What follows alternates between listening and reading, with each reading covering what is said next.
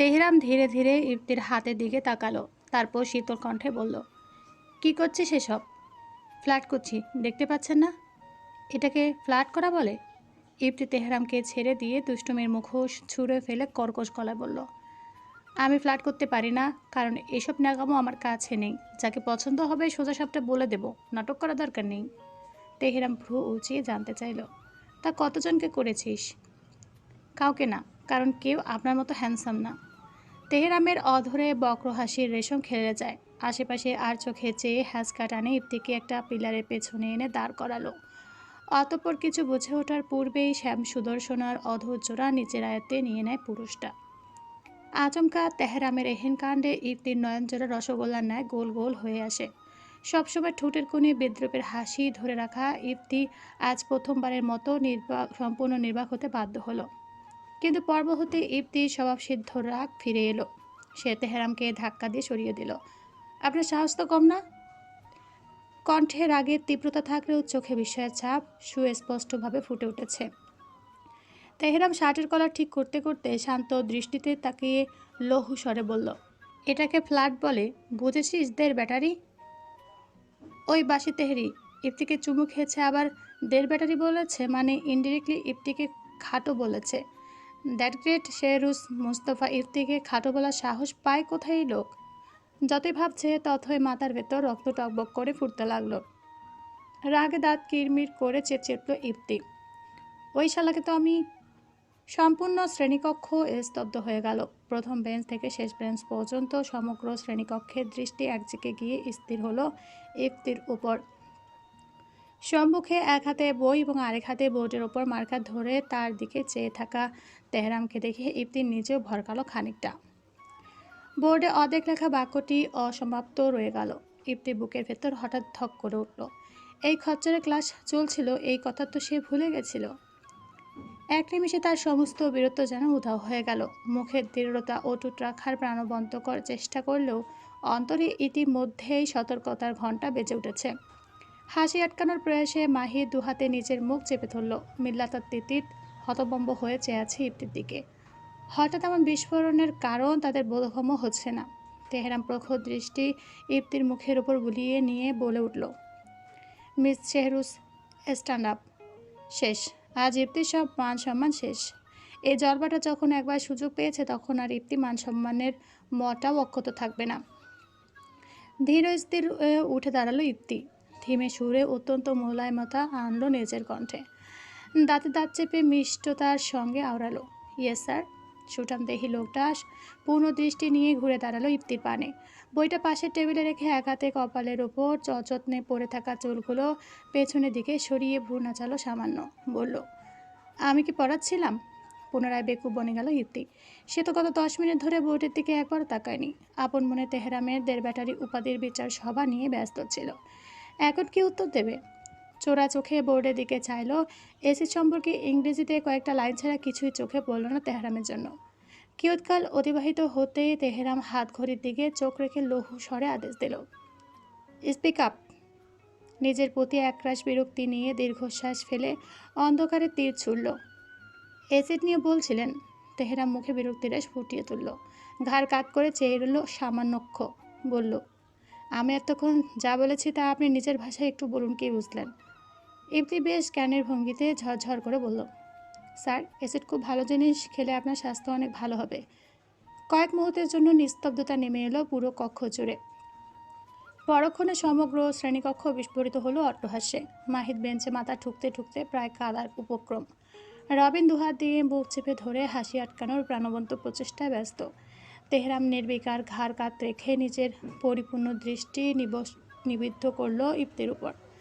এমন কিছু আশা করেছিল সে এই বেয়াদবির নিকট।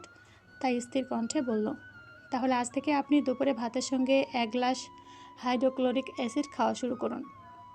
ইফতি থমকে গেল। এই খচ্চরের নিকট এহেন শীতল ব্যবহার আশা করেনি সে। নিজের অজান্তে বলে উঠল, get out from my class. তেহরামের আদেশ শুনে চোখ পিটপিট করে চাইল ইফতি। দাঁতে দাঁত চেপে নিজের অন্তর্গত ক্রোধকে সংযত করার প্রাণবন্তকর চেষ্টা করল সে। সব দোষ এই তেলেঙ্গার বাচ্চার। শালা জলপাঠা নিজের চিন্তায় দুনিয়া ফেলে দিয়ে নিজেই বের করে দিচ্ছে। ঠিক তখনই ইফতির ক্রোধে ডিজেল পেট্রোল ঢালার মতো পেছন থেকে ভেসে এলো একটা মেয়েরই শব্দ। ঠিক বলেছেন স্যার, এই মেয়ে লেখাপড়া করতে আসে না, একে তো ক্লাস থেকে না ভার্সিটি থেকে বের করে দেওয়া উচিত। শব্দ করে শ্বাস ফেলল ইফতি। ছট করে ঘাড় ঘুরে পেছনে যাইতে দৃশ্যমান হলো মিলির বাঁকা হাসি। ইফতির রেগে তেড়ে মেরে যাওয়ার জন্য উদ্যত হতে তেহরাম গর্জে উঠল, মিস মিলি, গেট আউট। মিলির মুখের আত্মতৃপ্তির হাসিটুকু মুহূর্তের মধ্যে মুছে গেল। সে বিস্ফোরিত নয়নে তেহরামের দিকে তাকিয়ে রইল। কম্পমান কণ্ঠে বলল, স্যার আমি। তেহরাম গলা নামিয়ে বলল, ইয়েস আপনি। হতবাক হয়ে চাইল মিলি। সে তো ভেবেছিল তেহরাম ইফতিকে ঘৃণা করে, তাই তো এমনভাবে বলেছিল, কিন্তু এখন তো হিতে বিপরীত হচ্ছে। কিন্তু স্যার আমি তো শুধু। তেহরাম তাকে বাক্য শেষ করার সুযোগ দিল না, ধমকে উঠল, আমি যখন ক্লাস নিচ্ছি তখন এই ক্লাসে কে থাকবে আর কে থাকবে না সেটা সিদ্ধান্ত নেওয়ার দায়িত্ব আপনার নয়। আর আপনি যদি অন্যের শাস্তি নির্ধারণে এতটাই আগ্রহী হন তাহলে আগে নিজের শৃঙ্খলাবোধের মূল্যায়ন করুন। এখন বাইরে যান। শব্দগুলো উচ্চারিত হলো অত্যন্ত সংযম ভঙ্গিতে, কিন্তু সেই সংযমের আড়ালে লুকিয়ে থাকা কর্তৃত্ব এতটাই প্রবল ছিল যে আর একটি শব্দ উচ্চারণে সাহস পেল না মিলি। অশ্রুসিক্ত নয়নে বেরিয়ে গেল ক্লাসরুম থেকে। মিলিকে কাঁদতে কাঁদতে বেরিয়ে যেতে দেখে কয়েক মুহূর্ত বিস্মিত নয়নে চেয়ে রইল ইফতি সেদিকে। পরক্ষণে অদরে মুচকি হাসির রেখা দেখা দিল ক্ষণিকের জন্য। ঠিক হয়েছে শালি, ন্যাকামির গোড়াউরের সঙ্গে। বাসি তেহরির এই কাজে সন্তুষ্ট ইফতি। বাসি তেহরি জীবনে প্রথম একটা কাজে কাজ করেছে, কিন্তু সেই আত্মতৃপ্তি দীর্ঘস্থায়ী হলো না। তেহরামের গভীর স্থির কণ্ঠ পুনরায় প্রতিধ্বনিত হলো সমগ্র শ্রেণীকক্ষে, মিস শেহরুজ, আমাদের আলোচনা এখনও শেষ হয়নি। মুহূর্তে ইফতি ঠোঁটের হাসি মিলে গেল। ধীরে ধীরে ঘাড় ঘুরিয়ে তাকাতেই দেখলো তেহরাম দুই হাত বুকের সামনে ভাঁজ করে ঠিক তার দিকেই তাকিয়ে আছে। প্রশান্ত মুখবয়ব এই মানুষটার অভিব্যক্তি এত শীতল কেন? আগেও কি এমন ছিল তেহরাম? আকস্মাৎ নিজের মনের প্রশ্ন নিজেই বিরক্তিবোধ করলো শ্যামসুদর্শনা। এই তেলেঙ্গার বাচ্চার ব্যাপারে সে কেন মাথা খাওয়াচ্ছে?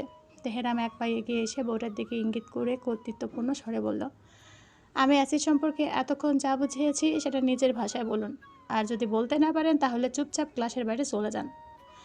ইফতির মুখের সমস্ত বিজয় উল্লাস নিমিষে উবে গেল। মুহূর্ত আগেও যে মনে মনে তেহরামকে সাধুবাদ দিচ্ছিল, এখন সেই একই মানুষটাকেই সাংঘাতিক গালি দিল। মেয়েকে হেসে বলল, স্যার আমি কেন আপনার পেছনেও কেউ পড়বে না, কেউই আপনার কথা বোঝেনি। তেহরাম বিরক্ত হলো, এই মেয়ে ভারী চালাক, নিজের দোষ কোনোভাবে মানবে না। কি সুন্দর তেহরাম বোঝাতে পারেনি বলে তেহরামের উপরে দোষ চাপাচ্ছে। মাহিতের দিকে দৃষ্টি নিক্ষেপ করে বলল, হেই স্ট্যান্ড আপ। মা জায়গায় সে ঝুলে রইল, মুখের সমস্ত রক্ত মুহূর্তে উধাও। ধীরে ধীরে নিজের বুকে আঙুল থেকে অসহায়ের মতো জিজ্ঞেস করলো, আমি? ভাই মানে স্যার? হ্যাঁ আপনি। পাশে দাঁড়িয়ে থাকা ইফতির দিকে এমন এক দৃষ্টিতে তাকালো যেন পৃথিবীর সমস্ত বিশ্বাসঘাতকতার প্রতীক এই একটাই মেয়ে। মনে মনে ক্রোধপূর্ণ বাক্য আওড়ালো, শালি ডুববে ডুববে, আমাকে নিয়ে ডুববে। এখন যদি আমার ভাই জানে আমি পড়ালেখা বাদ দিয়ে মেয়েবাজি করি তাহলে নির্ঘাত চালাকার দিয়ে কোপ ছাড়বে। Mister Mahit, I said stand up. Robin তড়িঘড়ি করে মুখ নিচু করে ফেলল। হাসলে সর্বনাশ। তিতির এবং মিল্লা ঠোঁট কামড়ে বসে রইল। মাহিতের অবস্থা এখন কোরবানির ঈদের আগের ছাগলের মতো। এখন যদি ওরা হাসে তাহলে নির্ঘাত ওদের অবস্থা দুম্বার মতো করবে ইফতি। মাহিত অত্যন্ত ধীরগতিতে উঠে দাঁড়ালো, ঠোঁটে কৃত্রিম ভদ্র হাসি টেনে বলল, জি স্যার। তেহরাম বোর্ডের দিকে ইঙ্গিত করে বলল, আপনি নিশ্চয়ই মনোযোগ দিয়ে ক্লাস শুনছিলেন। মাহিতের গলা শুকিয়ে কাঠ। সে একবার বোর্ডের দিকে তাকালো, একবার ইফতির দিকে। ইফতি তখন নির্লিপ্ত মুখে ছাদের দিকে তাকিয়ে আছে, যেন এই বিপর্যয়ের সঙ্গে তার কোনো সম্পর্কই নেই। মাহিতের মন বলছে এই মেয়েকে চারতলার ছাদ থেকে টুপ করে ফেলে দিতে। সে তো কিছুই শোনেনি লেকচারের। বেচারা এতক্ষণ ধরে এই চিন্তায় মগ্ন ছিল মিনা, অর্থাৎ নিজের 69 নম্বর এক্স গার্লফ্রেন্ডের বিয়ে কীভাবে ভাঙবে। তেহরাম তাড়া দিল, কি হলো? ততক্ষণাৎ ভয়ের চোটে বেসুরা গলায় বলে উঠল মাহিত। এসিড ছুলে আকাশ পুড়ে ছিটে পড়ে পৃথিবীতে, আর তারা হাঁটে চারিপাশে বিবেক নির্বিকার। বিদ্যুৎ চমকায় মাটি কাঁপে, রাতের রূপদিন ফিরে আসে, মানব দানব সবাই হয় এসিডের শিকার। সকলে হাঁ করে কয়েক মুহূর্ত মাহিতের দিকে চেয়ে থেকে পুরো ক্লাস একচোখে হো হো করে হেসে উঠল। রবিন এবার আর নিজেকে সামলাতে পারল না, বেঞ্চে মাথা রেখে হাসতে হাসতে প্রায় গড়িয়ে পড়ল। ইফতি? সে ঠোঁট কামড়ে প্রাণপণে হাসি আটকানোর চেষ্টা করছে। কিছুক্ষণ আগেও যে বিপদ তার একা ছিল, এখন সেটার ভাগে তার মাহিত। তেহরাম ধীরে ধীরে চোখ বন্ধ করে দীর্ঘশ্বাস ফেলল। এই বেয়াদব মহিলার ছোড়া তার ভাইয়ের উপরও লেগে গেছে। শান্ত স্বরে বলল, অসাধারণ। ভাইয়ের মুখে প্রশংসা শুনে চকচক করে উঠল মাহিতের আখিজোড়া, কিন্তু পরক্ষণে তা উপে গেল। Get out! তীব্র হুঙ্কারে কেঁপে উঠল মাহিত। আজ নিশ্চিত বাড়ি যে চালা কাঠের বাড়ি পড়বে ওর পিঠে। অসহায়ের মতো বলল, স্যার আমি একা। তেহরাম নির্বিকার বলল, না। তারপর ধীরে ধীরে দৃষ্টি সরিয়ে ইপ্তির দিকে স্থির করল, বলল, মে শেহরুজ ইউটিউব। ইপ্তি সঙ্গে সঙ্গে প্রতিবাদ করে উঠল, কিন্তু স্যার আমি তো। One more word. ইপ্তি দাঁতে দাঁত চেপে তেহরামের দিকে কয়েক মুহূর্ত তাকিয়ে রইল। মনে মনে এমন সব বিশেষ উচ্চারণ করলো যেগুলো উচ্চারণ স্বরে বললে আজই বিশ্ববিদ্যালয় থেকে বহিষ্কার হতে হতো। অবশেষে বিরক্তি ভরে ব্যাগটা কাঁধে ঝুলিয়ে বিড়বিড় করে বলল, বাসি তেহেরি একটা। আমি শুনতে পাচ্ছি। ইপ্তির তড়িঘড়ি গলা পরিষ্কার করে বলল, বলছিলাম বাসি তেহেরি খেতে আমার একদম ভালো লাগে না। কথাটা শুনে আবারও পুরো ক্লাসে চাপা হাসির ওর পড়ে গেল। তেহরাম শুধু ভ্রু সামান্য উঁচু করল, বলল, আউট। তেহরামের কথায় বুক কুচকে দুপতাপ পা ফেলে বেরিয়ে গেল। মাহি তো নিজের ব্যাগটা তুলে নিল। দরজার কাছে গিয়ে ইপ্তির কানের কাছে দাঁতে দাঁত চেপে ফিসফিস করে বলল, শালি তুই একা ডুবলে সমস্যা ছিল, আমাকে নিয়েও ডুবলি? ইপ্তি কোনো ভ্রুক্ষেপ না করে পাল্টা ফিসফিস করল, আমার বাল বল, তোর ভাইকে আজ বাড়িতে যেয়ে সারা জলপাটা কি ইঁদুরের বিষ খাওয়াবো আমি। দরজাটা ধীরে ধীরে বন্ধ হয়ে যেতে শ্রেণীকক্ষের ভিতরে আবার ক্লাস শুরু করলো তেহরাম। আর করিডোরে দাঁড়িয়ে দুর্ভাগা কয়েক মুহূর্ত দরজার দিকে চেয়ে ইপ্তির বেহায়ার মতো দাঁত কেলিয়ে ক্যাম্পাসের দিকে হাঁটা ধরল। বেচারা মাহিদ একা দাঁড়িয়ে থেকে কি করবে তা নিজেও ছুটল শ্যামসুদর্শনের পেছনে। পরের বিষয় পরে দেখা যাবে। ধরো কলকি মারু টান গাঞ্জা বাবার আসে গান। রাস্তার ফুটপাতে পাশে বসে উচ্চস্বরে গান গাইতে ব্যস্ত দীপু আর তার চালাপেলারা। ইপ্তির কথা মতো মাস্তানি ছেড়ে দিল, এই ফুটপাতের মায়াটা ছাড়াতে পারেনি। তাই কোচিংয়ের ক্লাস নেওয়ার ফাঁকে ফাঁকে সুযোগ পেলেই সবাই এসে জড়ো হয় এই পুরনো আড্ডাস্থলে। হঠাৎ কোথা থেকে একটা নিচু হিল সাই করে উড়ে এসে দীপুর মাথায় নিম্নাংশে আঘাত হানে। ততক্ষণাৎ থমকে যায় গানের বেসুরো সুর। মাথা চেপে লাফিয়ে উঠে সে। চারপাশে থাকা চালাপেলারা ভোরকে গিয়ে এদিক ওদিক তাকাতে লাগলো। কোন শালারে? দীপুর রাগান্বিত গর্জন শেষ হতে না হতে দৃষ্টি আটকে গেল সামনের দৃশ্যে। হিল হাতে মারার জন্য হাত উঁচু করে দাঁড়িয়ে অপেক্ষা করছে, কিন্তু দীপুর মাথায় লাগতেই বেচারির হাত মাঝ আকাশে থমকে গেছে। দীপু চমকে উঠল অষ্টাদশীর রূপ দেখে। মেয়েটা সেদিন মেলায় দীপুর দেওয়া সেই ময়ূর রঙের শাড়ি আর কাশ্মীরি নীল চুড়িগুলো পরেছে। কপালের ছোট নীল টিপ, খোলা চুলের ফাঁকে দুলছে রূপালি ঝুমকো। দেবুর বুকের ভেতরটা কেমন যেন ধক করে উঠল। চোখ দুটো বিস্ফোরিত হয়ে স্থির হয়ে রইল অপেক্ষার মুখের উপর। নিজের অজান্তে বিড়বিড় করে বলল, হায় আল্লাহ, এ তো আমার ময়ূরী। কয়েক মুহূর্ত আগেও যে লোকটা গলা ফাটিয়ে গালাগাল দিচ্ছিল, সে একই লোক এখন হাঁ করে তাকিয়ে আছে। পাশে দাঁড়িয়ে থাকা পিন্টু কোনো দিয়ে রফিকের পেটে গুঁতো মেরে ফিসফিস করে বলল, ওস্তাদের মনে হয় মাথায় না সোজা হৃৎপিণ্ডে লাগছে। রফিক গম্ভীর মুখে মাথা নাড়ল, বলল, বুঝলাম, রোগটা আবার শুরু হয়েছে। দীপু গলা খাকারে দিয়ে এমন ভান করলো যেন কিছুই হয়নি। অতঃপর অপেক্ষার দিকে কয়েক কদম এগিয়ে এসে বলল, অপেক্ষা তুই? অপেক্ষা ধীরে ধীরে নিচু হয়ে মাটিতে পড়ে থাকা অন্য হিলটাও তুলে নিল। তারপর দু হাত বুকের সামনে গুটিয়ে নির্বিকার কণ্ঠে বলল, কেন, অন্য কাউকে আশা করেছিলেন? দীপু অপ্রস্তুত হেসে মাথা চুলকালো, বলল, না মানে। প্রসঙ্গ ঘুরিয়ে মুখবিবরে মেয়েকে গম্ভীর্য ফুটিয়ে বলল, না তুই আমার মাথা ফাটানোর ধান্দায় নামছস কেন? অপেক্ষা ভ্রু সামান্য উঁচু হলো, চোখে মুখে বিরক্তির ছাপ স্পষ্ট। এই লোককে দেখানোর জন্য এত সুন্দর করে সেজে এলো, কিন্তু এই লোক নিজের মাথা নিজে পড়ে আছে। বলল, আপনাকে মারতে যায়নি, ওই কুত্তা মারতে গেছিলাম। বলে তর্জনী উঁচিয়ে সামান্য ওদের দিকে দাঁড়িয়ে থাকা একটা কুকুর দেখালো অপেক্ষা। অপেক্ষা তর্জনী উঁচিয়ে সামনে দাঁড়িয়ে থাকা কুকুরটার দিকে ইঙ্গিত করতে দীপু, পিন্টু, রফিক সকলের দৃষ্টি একযোগে সেদিকে ঘুরে গেল।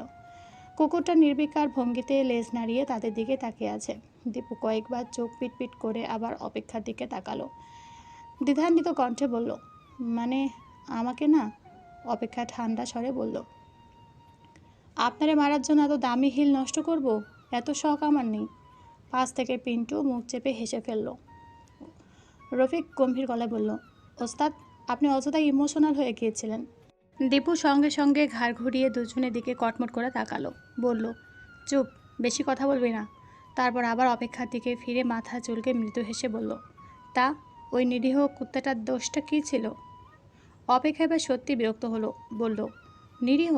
সে সামনে কুকুরটা দিকে আঙুল তুলে বলল, এই নিরীহ কুত্তাটা গত আধা ঘন্টা ধরে আমার পিছনে ঘুরছে, হাতে দেখা ফুচকাও খেয়ে ফেলেছে, এরপর আবার আমার শাড়িও কামড়াইতেছে। কুকুরটা যেন নিজের বিরুদ্ধে ওটা অভিযোগ অস্বীকার করার ভঙ্গিতে একবার ভ্রু করে ডাকলো। পিন্টু সঙ্গে সঙ্গে বলে উঠল, দেখেছেন উস্তাদ, আসামি প্রতিবাদও করতেছে। চারপাশে চাপা হাসির রোল পড়ে গেল। দীপু কপাল চুলকে কয়েক মুহূর্ত কুকুরটার দিকে তাকিয়ে রইল। তারপর হঠাৎ গম্ভীর গলায় বলল, এই শোন, মেয়েদের পেছনে ঘোরাঘুরি করার লাইসেন্স শুধু আমার আছে, তুই কেডা? বলে কুকুরটার দিকে তেড়ে যেতেই সেটা লেজ গুটিয়ে দৌড়ে পালালো। এই দাঁড়া! দীপু দু পা দৌড়াত দিল, কিন্তু পরক্ষণে থেমে গেল, কারণ পেছন থেকে ভেসে এলো অপেক্ষার হাসির শব্দ। রিনরিনের শব্দ দীপুর সর্বাঙ্গে কম্পন ধরিয়ে দিল। এভাবে কেউ হাসে? মেয়েটাকে বুঝে না ওর এই হাসিতে দীপু মস্তানের মন ছন্নছাড়া দিশিহারা হয়ে পড়ে। তার ঠোঁটের কোনো অজান্তে বাঁকা হয়ে উঠল। পিন্টু দীর্ঘশ্বাস ফেলে রফিককে কোনোই দিয়ে গুঁতো মেরে বলল, শেষ। রফিক মাথা নেড়ে বলল, পুরাই শেষ। ওস্তাদ আবার প্রেমের সাগরে ডুব দিছে। দীপু সঙ্গে সঙ্গে চোখ রাঙালো, তর্জনী উঁচু করে শাসনের ভঙ্গিতে বলল, তোরা দুটা চুপ করবি? তারপর কাশির ভান করে অপেক্ষার দিকে তাকিয়ে স্বাভাবিক গলায় বলল, তা আজকে এত সাজগোজ কইরা বের হয়েছস কই? অপেক্ষা চোখ ছোটো ছোটো করে তাকালো, বিরস মুখে উত্তর দিল, কোচিংয়ে এসেছি। ইপ্তি আপু ফোন দিয়েছিল, ক্লাস 10-এর ক্লাস নিতে হবে। একা আশ্চর্যে, তোর মানিকজোর কোথায়? প্রেরণা আজ অসুস্থতায় আসতে পারেনি। দীপু মাথা দোলালো, বলল, ও তাই ক। কথাটা বলল, তার দৃষ্টি এখনও অপেক্ষার মুখে আটকে। মনে মনে একটা প্রশ্নও ঘুরপাক খাচ্ছে, মেয়েটা কি সত্যিই শুধু কোচিংয়ে যাওয়ার জন্য এত সুন্দর করে সেজেছে? ঠিক তখনই পিন্টু আবারও ফিসফিস করে বলে উঠল, ওস্তাদ, তাকাইয়ে থাকলে কিন্তু মানুষজন ভুল বুঝবো। দীপু কোনোই দিয়ে এমন এক গুঁতো দিল যে পিন্টু উফ করে হয়ে 2 কদম সরে গেল। তোরে কেউ জিজ্ঞেস করছে? অপেক্ষা ঠোঁট টিপে হাসলো, আপনার চারাপেলাগুলো কিন্তু খুবই সৎ। রফিক গম্ভীর মুখে বলল, আমরা সৎ কই আপা? চুপ! গর্জে উঠল দীপু। চারপাশে আবারও হাসির রোদ পড়ে গেল। অপেক্ষা হাত ঘড়ির দিকে একবার তাকিয়ে বলল, আচ্ছা আমি যাই, দেরি হয়ে যাচ্ছে। দীপুর বুকের ভেতরটা কেমন যেন খালি হয়ে অনুভব হলো। তড়িঘড়ি করে বাইকের চাবি নিয়ে বলল, এ দাঁড়া। অপেক্ষা ভুরু কুচকে তাকালো, বলল, আবার কি? চল আমি সহ যাব, আমারও ক্লাস আছে। বলে রফিক আর পিন্টুর দিকে তাকিয়ে বলল, থাক রে, আসি, বিকেলে দেখা হবে। বলে কোনো রকমের অনুমতি ছাড়াই অপেক্ষার হাত ধরে হাঁটা ধরল। অপেক্ষা হতভম্ব হয়ে কয়েক মুহূর্ত দীপুর হাতের দিকে তাকিয়ে রইল। পরক্ষণে চোখ রীতিমতো গোল হয়ে গেল। বলল, এই হাত ছেড়েন। দীপু নির্বিকার হাত ধরে রেখে বলল, কেন? কেন মানে? মানুষ দেখতেছে। দীপু চারপাশে একবার তাকিয়ে অত্যন্ত গুরুত্বের সঙ্গে বলল, মানুষের কাজেই তো দেখা। আপনার মাথা খারাপ, আপনার জিভ দেখলে কী ভাববে? অপেক্ষা হাত ছাড়িয়ে নেওয়ার প্রাণান্তকর চেষ্টা করতে লাগলো, কিন্তু দীপুর মুঠোটা অদ্ভুত রকম শান্ত শক্ত। বলল, আমার গার্লফ্রেন্ডকে নিয়ে আমি ভাবো, তোরা তো মাথা ব্যথা কেন? একদম রাস্তার মোড়ে দাঁড় করানো বাইকের সামনে এসে হাত ছাড়লো দীপু। অপেক্ষা কয়েক মুহূর্ত নিজের কলিজাটার দিকে তাকিয়ে রইল। দীপুর আঙ্গুলের চাপ এখনও স্পষ্ট অনুভূত হচ্ছে। বিরক্তিতে গাল ফুলিয়ে লোকটার দিকে তাকাতে দেখলো সে দিব্যি নির্বিকার ভঙ্গিতে বাইকের স্ট্যান্ড তুলছে, যেন একটু আগেই কোনো মেয়ের হাত ধরে টেনে আনা তার প্রতিদিনের স্বভাবের কাজ। অপেক্ষা দাঁড়াতে দাঁত চেপে বলল, আপনার সাহস তো কম না? দীপু ভ্রু নাচারও বলল, ধন্যবাদ, আমি প্রশংসা করিনি, জানি, তাও ভালো লাগলো। অপেক্ষা কয়েক সেকেন্ড নির্বিকার হয়ে রইল। এই লোকের সঙ্গে তর্ক করা মানে দেয়ালের সঙ্গে কথা বলা। শেষ পর্যন্ত বিরক্ত হয়ে বলল, আপনার গার্লফ্রেন্ড যদি দেখে? দীপু বাইকের চাবিটা ঘুরাতে ঘুরাতে নির্বিকার কণ্ঠে বলল, দেখুক। তারপর? তারপর কি? ঝগড়া করবে। দীপু এবার ধীরে ধীরে মুখ তুলে অপেক্ষার দিকে তাকালো। ঠোঁটের কোণে দুষ্টু হাসির আভাস ফুটে উঠল। বলল, সমস্যা নেই। অপেক্ষা কপাল কুচকালো। কেন? দীপু কাঁধ ঝাঁকালো। বলল, বলবো না গাড়িতে ওঠ, না হলে কোলে করে তুলব। তখন তোর ভাই আর আমার মাঝে হাঙ্গা দাঙ্গা লেগে যাবে। দীপু শেষ কথাটা শুনে অপেক্ষার চোখ জোড়া আরও বিস্ফোরিত হয়ে উঠল। বলল, কি বললেন? দীপু একবার উত্তর দিল না। সম্পূর্ণ নির্লিপ্ত ভঙ্গিতে বাইকের ইঞ্জিন স্টার্ট করলো।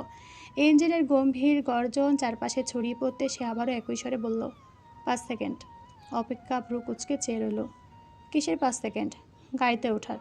সে বা হাতের কবজিতে থাকা ঘড়িটার দিকে একবার তাকিয়ে নির্বিকার কণ্ঠে গুনতে শুরু করলো। 5। অপেক্ষা অবিশ্বাসের দৃষ্টিতে লোকটার দিকে তাকিয়ে রইল। আপনি কি সত্যিই পাগল? 4। আমি উঠবো না। 3।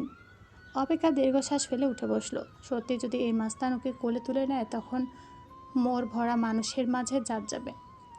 আর ভাই দেখলে তো দুই বন্ধুর মাঝে মন কষাকষি হবে। এমনিতেই অপেক্ষাকে নিয়ে দীপুর বাড়াবাড়ি রবিন পছন্দ করেন না। রবিনের মতে এসব অপেক্ষার মনে এবং ভবিষ্যতে বাজে প্রভাব ফেলবে। কিন্তু রবিন তো আর জানে না দীপু গোপনে প্রেমিকা আছে। ভেবে ফোঁস করে উঠল অপেক্ষা। এই লোকে গার্লফ্রেন্ডকে পেরে নির্ঘাত সব চুল টেনে ছেড়ে ফেলত অপেক্ষা। অপেক্ষা খুঁজতে খুঁজতে বাইকের পেছনে বসতেই দীপুর ঠোঁটের কোণে অদৃশ্য এক তৃপ্তির হাসি ফুটে উঠল। হেলমেটটা খুলে তার দিকে বাড়িয়ে দিল সে। পরে নেই। অপেক্ষা ভ্রু কুঁচকে বলল, আপনি? আমার মাথা লোহার, তাই নাকি? না, কিন্তু তোর মাথাটা ফাটলে আমারই ঝামেলা। অপেক্ষা মুখ বাঁকিয়ে হেলমেটটা পরে নিল। মনে মনে বিড়বিড় করলো, নাটকের ওস্তাদ একটা। দীপু বাইক স্টার্ট করে ধীরে ধীরে রাস্তা তুলল। 2 মিনিটও যায়নি হঠাৎ একটা স্পিড ব্রেকারে ইচ্ছে করে সামান্য বেশি ঝাঁকুনি দিল সে। ভারসাম্য হারিয়ে অপেক্ষা স্বতঃস্ফূর্তভাবে দীপুর কাঁধ চেপে ধরল। দীপু চোখের করে দুষ্টু হাসি লুকিয়ে গম্ভীর গলায় বলল, ধৈরা বস, পড়ে গেলে কিন্তু আমি ধরবো না। ততক্ষণাৎ অষ্টাদশীর কোমল হাত আষ্টেপৃষ্টে ধরল দীপুর মেয়েদেহীন ওদর। দীপু এক মুহূর্তের জন্য নিচের দিকে তাকালো। কোমরের চারপাশে শক্ত করে জড়িয়ে থাকা দুটো কোমল হাত দেখে তার ঠোঁটের কোণে অদৃশ্য এক হাসি ফুটে উঠল। ইচ্ছে করে গলা খাকাটে দিয়ে বলল, এই যে, এত জোরে ধরছস কেন? আমি কি উড়োজাহাজ চালাই? অপেক্ষা লজ্জায় তড়িঘড়ি করে হাত দুটো একটু আলগা করলো। আমি ধরিনি, রাস্তা খারাপ। দীপু মুচকে হাসলো। এক হাত দিয়ে বাইক চালাতে চালাতে অন্য হাত দিয়ে অপেক্ষা আলগা হওয়া হাত টেনে পুনরায় কোমরে রাখতে রাখতে বলল, তবে একটা কথা। অপেক্ষা সতর্ক গলা জিজ্ঞেস করলো, কি? দীপু রিয়ার ভিউ মোড়ের এক ঝলক অপেক্ষার দিকে তাকালো। নীল টিপ, ময়ূর রঙের শাড়ি আর বাতাসে উঠতে থাকা চুল দেখে কয়েক সেকেন্ডের জন্য সত্যি বাকরুদ্ধ হয়ে গেল সে। তারপর স্বভাবসুলভ ভঙ্গিতে বলল, আজকে তোরে অস্বাভাবিক রকমের সুন্দর লাগতেছে। অপেক্ষার বুকের ভেতরটা কেঁপে উঠল। মিথ্যা বলেন কেন? আমি জীবন অনেক ফুল দেখেছি, অনেক রং দেখছি, কিন্তু আজ বুঝলাম কিছু মানুষরা দেখে ফুলও হিংসা করে, রঙও লজ্জা পায়। লজ্জায় রাঙা হয়ে উঠল অষ্টাদশীর গাল। নিজের অজান্তেই মুখ লুকালো দীপুর পিঠে। তৃপ্তি নিয়ে বেরোলে দেখলো দীপু সেই দৃশ্য। মুচকি হেসে মিনমিনে কণ্ঠে বলে উঠল দীপু, মাইয়া মানুষ বড্ড ঝামেলার জিনিস। আমার মতো মস্তান কেউ সুপুরুষ বানাইয়া ছাড়ল। ভার্সিটি শেষে ইপ্তি এসেছে চৌধুরী নিবাসে। মিল্লাতের বড় মিন্নাতের বিয়ে আজ। বিয়েটা হুট করে হওয়ার কারণ একদম ঘরোয়াভাবে হচ্ছে, তেমন কোনো আয়োজন করা হয়নি। যার দরুন তেমন একটা মানুষও আসেনি মিল্লাতদের পরিবারের লোক ছাড়া। মিল্লাত ভার্সিটি থেকে আসার আগে ইপ্তি আর তিতিরকে জোরপূর্বক বিয়েতে এনেছে। মাহিতকেও আনতো, কিন্তু বেচারা ক্লাসের পরপরই কোথায় যেন হাওয়া হয়েছে, আর খোঁজ নেই। সাথে দীপুকেও নিয়ে গেছে কি নাকি। রবিনেরও কাজ ছিল, তাই আসতে পারেনি। ইপ্তি আসার পর থেকেই খেয়াল করছে তিতিরের মুখ ভার। বিষয়টা ভীষণ ভাবাচ্ছে ওকে। মেয়েটার হঠাৎ কি হলো? এভাবে তেহরামের কাছে যাওয়ার জন্য কি তিতির রাগ করলো? কিন্তু ওদের কথা মতোই তো এমন করেছে ইপ্তি। লোকটা আসলে লুচ্চা, ভালোবাসে একজনকে, কিস করছে আরেকজনকে। মেজাজ খারাপ হচ্ছে ইপ্তির। সাফিয়ান, এসব কি পাগলামি? তুমি ওই ইপ্তির ছবি দিয়ে ঘর ভরিয়ে ফেলেছো কেন? কায়সার হায়দার গর্জে উঠলেন নাতির কার্যক্রম দেখে, কিন্তু প্রশ্নটা যেন সাফিয়ানের কর্ণকুহরে পৌঁছালোই না। ছেলেটা কেমন উম্মাদের মতো আচরণ করছে। সেদিন ক্লাব থেকে আসার পর থেকেই সুবিশাল দেয়াল জুড়ে সারি সারি ফ্রেম। কোথাও বিশ্ববিদ্যালয়ের অনুষ্ঠানে দাঁড়িয়ে থাকা ইপ্তি, কোথাও কোচিং থেকে বের হওয়ার মুহূর্ত, কোথাও বৃষ্টি ভেজা মুখ, কোথাও আবার দূর থেকে তোলে একটুখানি পাশ ফেরা হাসি। প্রতিটা ছবিটা লাল রক্ত দিয়ে খোদাই করে লেখা, মাই টাইগার লিলি। সাফিয়ান দিনরাত এক অদ্ভুত তৃপ্তি নিয়ে দেখে যাচ্ছে ছবিগুলো। তার চোখে এমন এক উন্মাদনা যা স্বাভাবিক ভালোবাসার সীমা বহু আগে অতিক্রম করেছে। শাহবাজ হায়দার তীক্ষ্ণ দৃষ্টিতে পর্যবেক্ষণ করছেন ছেলের এই উন্মাদনা। প্রায় 1 ঘন্টা ধরে কায়সার হায়দারের নাতি Sufian Haider mafia king of Moscow Ipti নামক রমণীর ছবি দ্বারা নিজের ঘর সাজাচ্ছে। মস্কো আন্ডারওয়ার্ল্ডের অন্যতম প্রভাবশালী ব্যক্তি সাফিয়ান। মাত্র 28 বছর বয়সে যার নাম উচ্চারিত হয় ভীতি, ক্ষমতা ও রক্তাক্ত আধিপত্যের প্রতীক হিসাবে। বাবা আর দাদার মতো রাজনীতির জটিল ক্ষমতার অঙ্কনে নিজেকে আবদ্ধ না করে সে বেছে নিয়েছে অন্ধকার সাম্রাজ্যের পথ। বরাবরই বাপদাদার সঙ্গে সাফিয়ানের মতের কোনো মিল ছিল না। কায়সার হায়দার এবং শাহবাজ হায়দার বিশ্বাস করতেন ক্ষমতার সর্বোচ্চ সোপান হলো রাজনীতি। রাষ্ট্রযন্ত্রকে নিয়ন্ত্রণ করতে পারলে পৃথিবীর অর্ধেক যুদ্ধ জিতে যাওয়া যায়। কিন্তু সাফিয়ান ভীষ্ম দর্শনের মানুষ। তার ভাষায় রাজনীতি ক্ষমতার ধার করে আর অনামিশা ক্ষমতা সৃষ্টি করে। কিন্তু যতই মতাদর্শের অমিল থাকুক না কেন, রক্তের বন্ধনকে কখনো অস্বীকার করেনি সাফিয়ান। বাবা কিংবা দাদার কোনো প্রয়োজনে সে রাজনৈতিক হোক কিংবা ব্যক্তিগত, সাফিয়ানকে দ্বিতীয়বার ডেকে পাঠানোর প্রয়োজন পড়েনি। নিজের বিশ্বাসে সে অটল, কিন্তু নিজের পরিবারকে রক্ষা করার প্রশ্নে সে ছিল আপোষহীন। রাজনীতির অন্তরে সে সমস্যার সমাধান কূটনীতি দিয়ে সম্ভব হতো না। অনেক সময় সেই জটিলতার অবসান ঘটত সাফিয়ানের নীরব উপস্থিতিতেই। ঠিক তেমনভাবেই সেদিন দাদুর কথা মতো সাফিয়ান গেছিল তাদের দলের ইফতি নামক কাঁটাটাকে উপড়ে ফেলতে। কিন্তু কে জানতো সেই মেয়েলি উগ্রতার প্রেমে পিছলা খেয়ে পড়ে যাবে সাফিয়ানকে। শাহবাজ হায়দার সিগার থেকে ধোয়া ছেড়ে ছেলের দিকে ধীরপায়ে এগিয়ে এলেন। মস্কোর রাশিয়ান মাফিয়া সিন্ডিকেটের হাত ধরে যে ছেলে গোটা ইউরোপীয় আন্ডারওয়ার্ল্ডের নিজের নাম কিং হিসাবে খোদাই করেছে, সেই সাফিয়ান কিনা একজন সাধারণ রাজনীতিবিদ রমণীর জন্য এমন পাগলামি করছে।